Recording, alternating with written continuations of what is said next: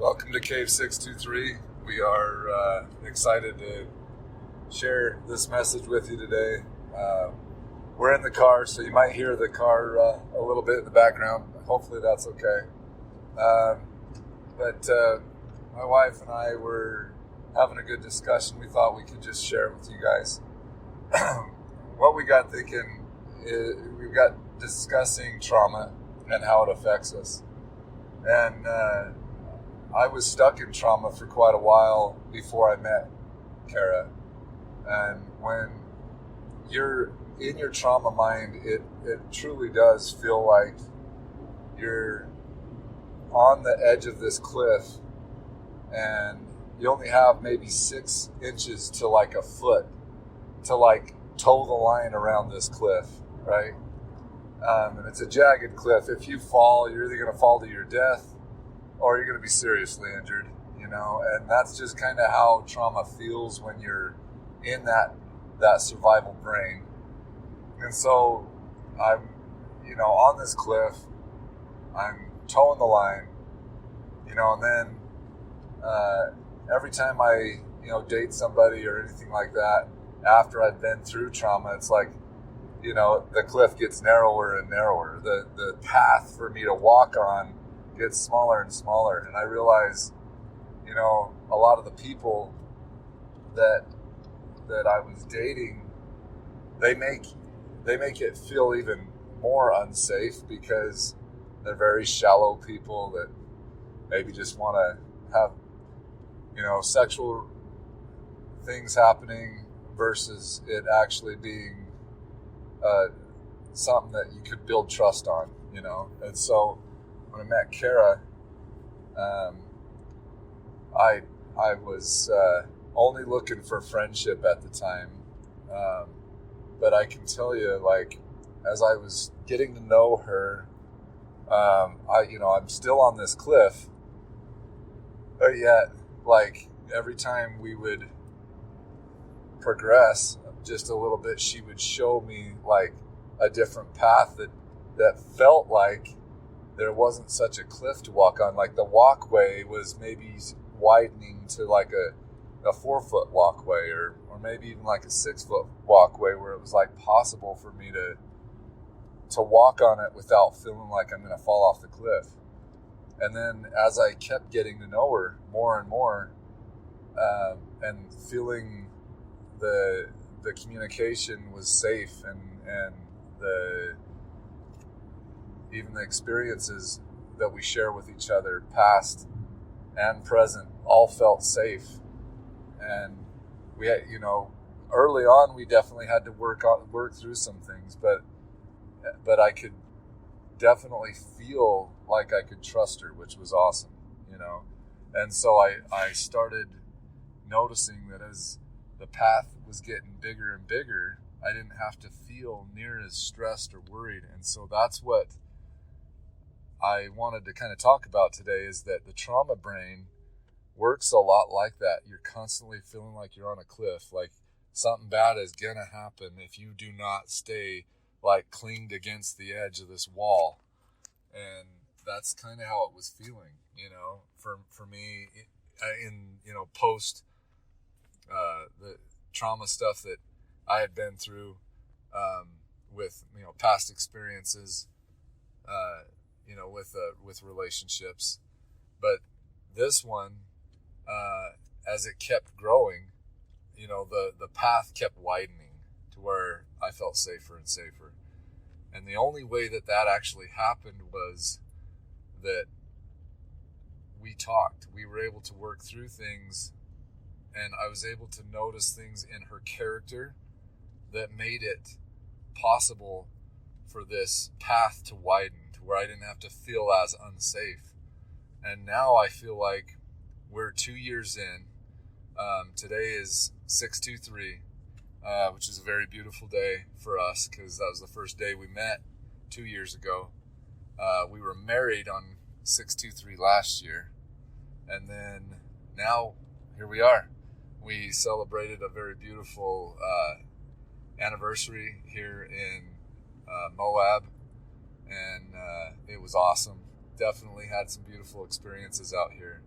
but the road now is so much wider and safer that I don't even feel like I got to cling to any kind of a wall or a cliff at all. I can now cling to her, which is a very beautiful thing for my trauma brain, right? Like, I don't feel like my brain is operating on all trauma now. It's operating on efficiency. It's operating on like creativity, and that's what's so beautiful about it. So if there's anybody out there that this is feeling kind of similar to, where you just feel like you're walking on a cliff all the time and you're clinging to the wall and you're like, man, this cliff seems like it's getting, higher and higher, and my walkway is getting smaller and smaller.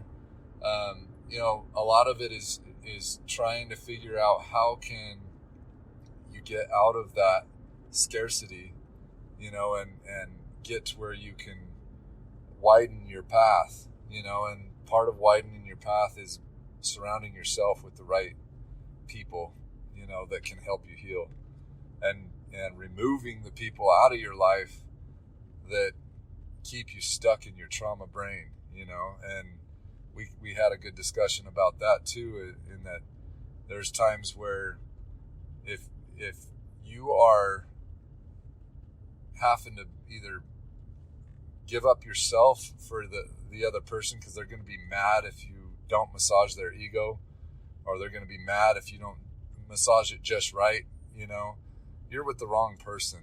You're just not in the right relationship, so you got to get to where that is not what you're having to do in order to, live your life, and that'll just keep you on that path that'll keep you stuck on your cliff, to where you feel like, man, if I make one wrong move, I'm going to fall off this cliff. And when you're with the right person, your path will widen, and you'll notice that the safety that person will provide for you, and that you can be free to be yourself, be creative, and stay in creative element. And that's what's so beautiful about Kara, and the way she has delicately, I would say. And it's funny because the arch we went and saw was called Delicate Arch, right? And it's so cool because it's a beautiful arch here in Moab. But she was delicate in the way that she loved me, to allow the trauma part of my brain to chill out. And I don't, and in my brain, it was feeling a lot like a cliff, but now it doesn't feel that way. I don't feel like I got to cling to the wall anymore in order to survive. And so that's something that I'm very grateful to her for. And I hope that this message resonates with you, and that it's something that you can take with you and understand that if you're going to be with the right person, you'll notice it, you'll feel it, because you won't feel like you're living on the edge all the time. You won't feel like you're about ready to fall off this cliff. You'll feel safe. You'll feel secure. You'll feel like every step that you're making is a solid step instead of an unsure step. And you won't feel like you have to massage their ego all the time, or else. It's not conditional. It's very unconditional love, and it's beautiful. And so, I'm grateful for this experience that I've had with Kara, and we're now 2 years in. Love's getting definitely deeper and more intimate every day, and we are, I would say, about as happy as you can be. Feel a lot of abundance in what we've built already in the 2 years that we've been together. So, grateful to her and love her with all my heart. Thanks, baby. I love you too. So when I met Ty, I was, walking a wider path on my own. I had done some healing work already, so I felt more at ease, I guess, than the point that Ty was at. I was on a safe path, but I was walking that path alone. I was hoping, to find my life partner, but I was safe on my own. I felt good, but sometimes that time period it takes for our life partner to be called in, it takes a long time. So, I had started to give up on finding the one, and I just wanted to find a good one. I kind of just given up on it. I'm perfectly fine on my own, but it'd be nice to share this life with somebody, and I knew when I first met Ty that he was not just a good one, he was the one. Even in his unhealed trauma state that he was in, he was the one. He was such an amazing guy who had just experienced trauma in his past, right? Which we all have. And I knew he was the one. But I was still kind of in that limiting mindset when it came to relationships and what I was going to settle with, right? You kind of give up on the best just so you can have something good. Hopefully you're not giving up on the best to find the bare minimum bottom of the barrel. We don't want that. But I was still in that limited mindset. So one time we were talking about Ty, it was really important to him that, it's this finding a partner again is not worth it to me unless it's a forever love. We both believe that our souls are eternal, and leaving this life and death is not the end of our souls. Our souls continue to move on. And so he wanted his intimate soul character wants a soul deep level love, and souls last forever. And so that was the kind of love he wanted. He was not going to settle for less than that. And we were talking about, if he were to die early, I'd be like, well, I just find somebody else to, live my life with, whatever. And that freaking threw him right off the cliff. He was right back there on the freaking 6-foot edge of the cliff, and I just threw him right off of it. So that was something I really had to ponder, because I had really limited my mindset around what love can actually be in its purest, truest form. It does not end when death do you part. And, right? So if one of us were to die early, or if we both went out at the same time in a car wreck in our, 95th year on this planet, whatever, our love for each other, our commitment to each other does not end. And so it was such a beautiful lesson to me, because I had settled my own soul's worth, for something far less than what God created for us, the potential He created for us. And that was such a beautiful thing Ty taught me and presented to me, was this vision of abundance in love. It's not limited ever. And so I had to recheck myself and allow myself more than what I was willing to give myself, and allow myself what Ty was offering. And I thought, what a beautiful thing. This guy might be walking a 6-foot path on the ledge, but his vision of where he's trying to get is incredibly beautiful and abundant and unconditional and everlasting. And that was really cool. So now I am personally struggling to come out of my own traumas, which I used to be a super confident person. I used to be able to, when people always say I have stage fright, I don't want to do public speaking, I kind of liked it. I liked it. I wasn't really ever scared to do it. You get nervous, of course, but I wasn't afraid of that. That is part of my sole purpose on this planet, is speaking and sharing wisdom. But after I experienced a bunch of narcissistic freaking abuse and gaslighting, that is what put me on a freaking tiny ledge. And so as I'm trying to heal my own trauma and begin speaking and sharing my voice again, I get triggered and I get scared and I freeze up and I can't freaking remember what I wanted to say. So I have to write freaking a million notes and stumble on my words and stutter, and it's frustrating, but I'm trying my best. So I'm trying to pull up my bullet points because I can't.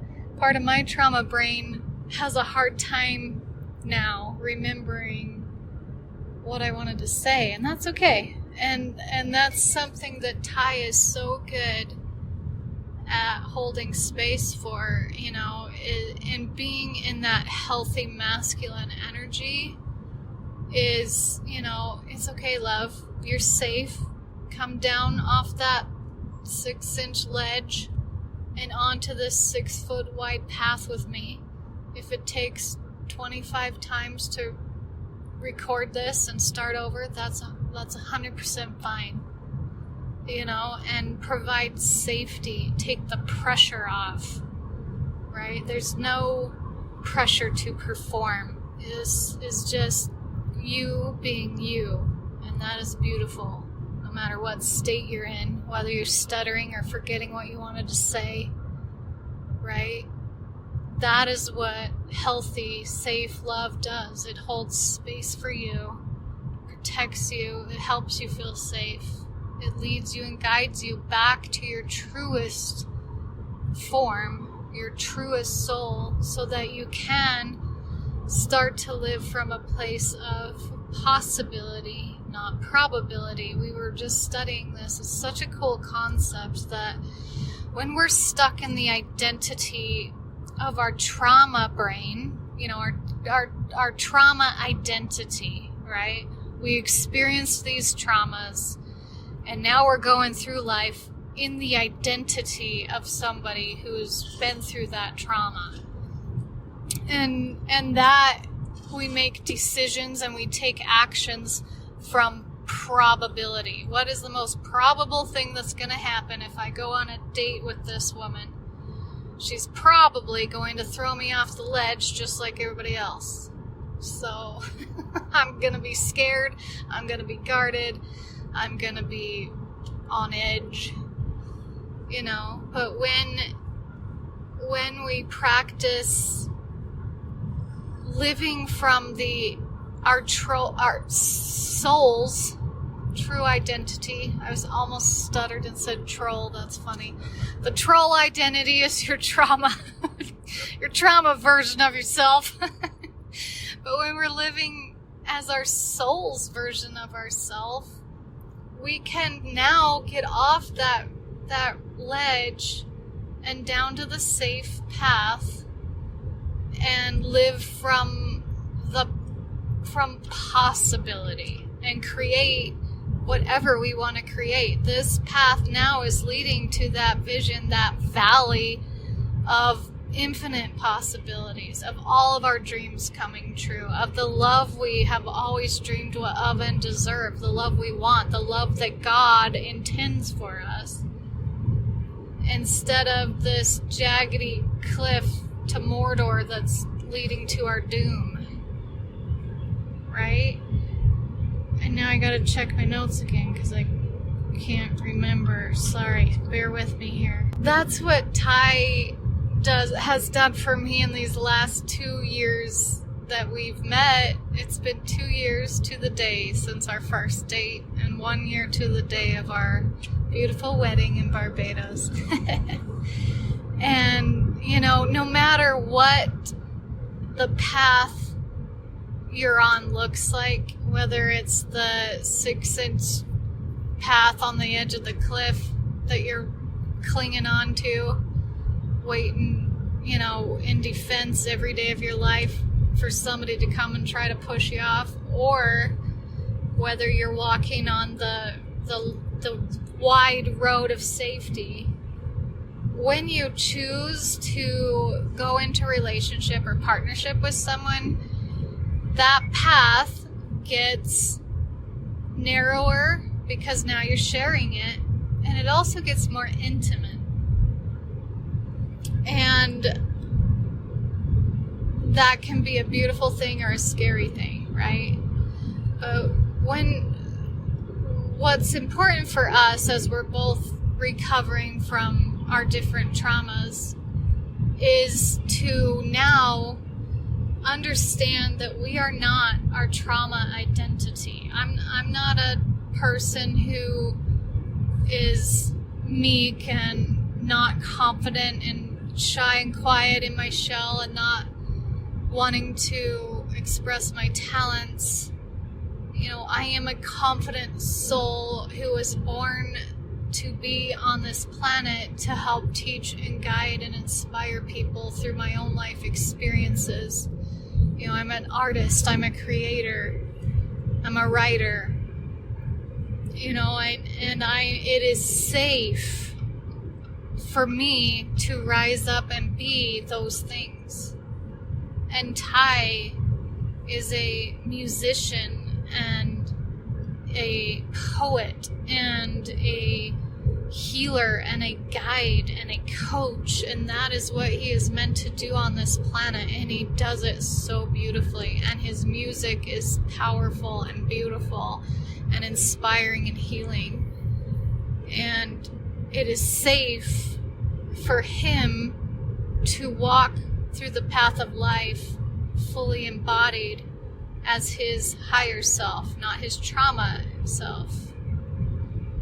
And now in relationship, we get to walk that path together. We get to help each other off the ledge.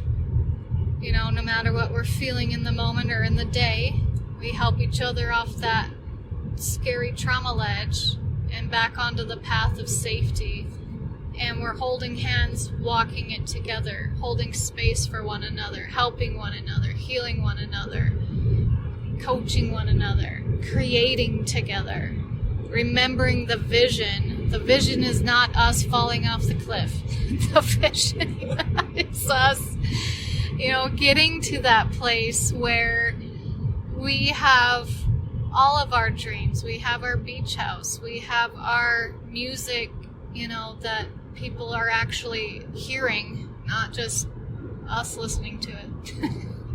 We have our books going out into the world that are helping and inspiring people. We do our work to help heal people and get everybody back to this path of safety so they feel safe to live their full embodied selves and be in partnership again with their forever loves. Right? It's such a cool place to be. And when you're in partnership, you get the great honor and privilege to help each other stay on that path of possibility rather than the path of probability that's probably going to lead us to doom, right? So it's been such an amazing thing to be in relationship and partnership with Ty, my forever love.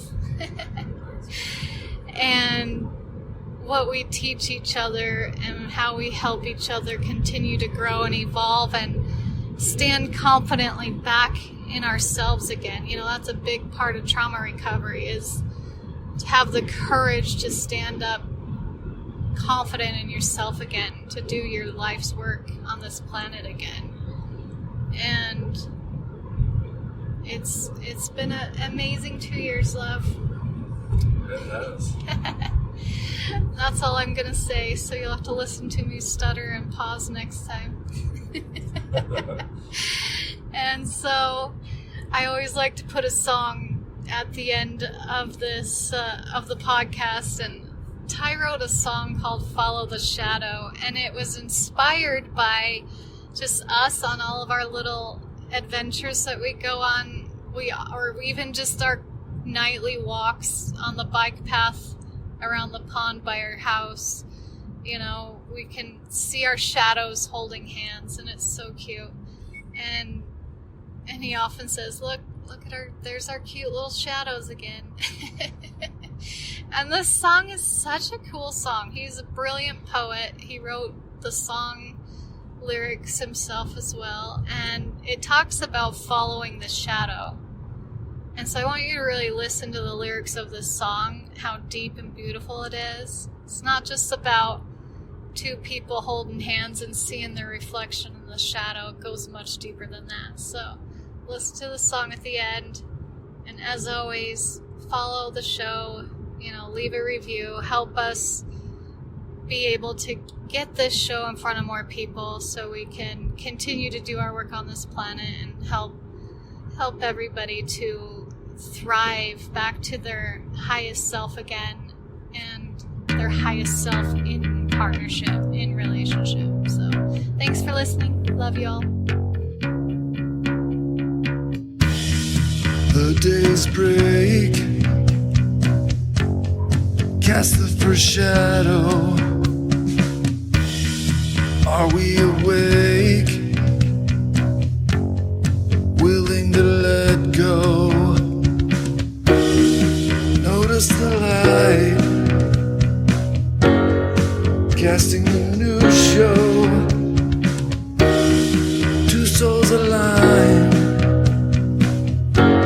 we follow the shadow.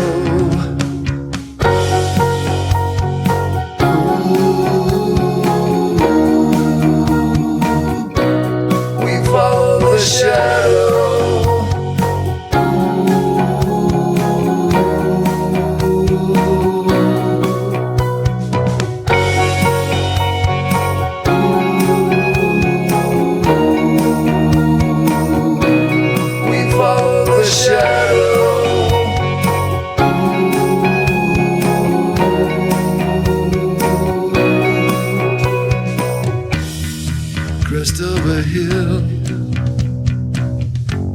we see our reflection, enjoying the thrill, a whimsy perception, fun in the sun, with every place we go, adventure is one. We follow the shadow.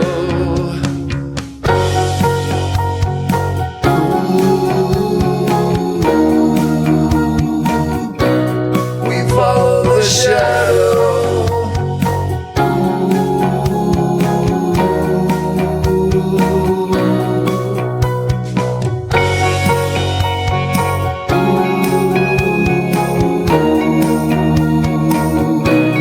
We follow the shadow.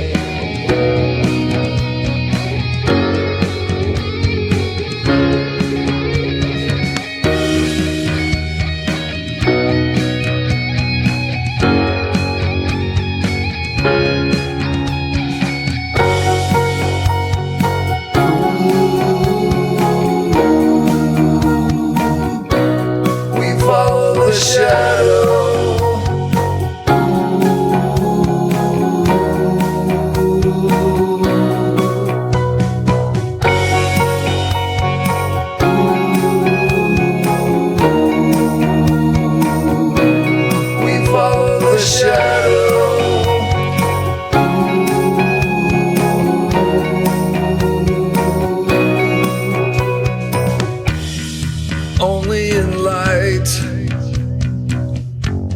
our shadow will speak, a life so bright, together we seek, chasing flowers and waterfalls, the stars and the moon's glow.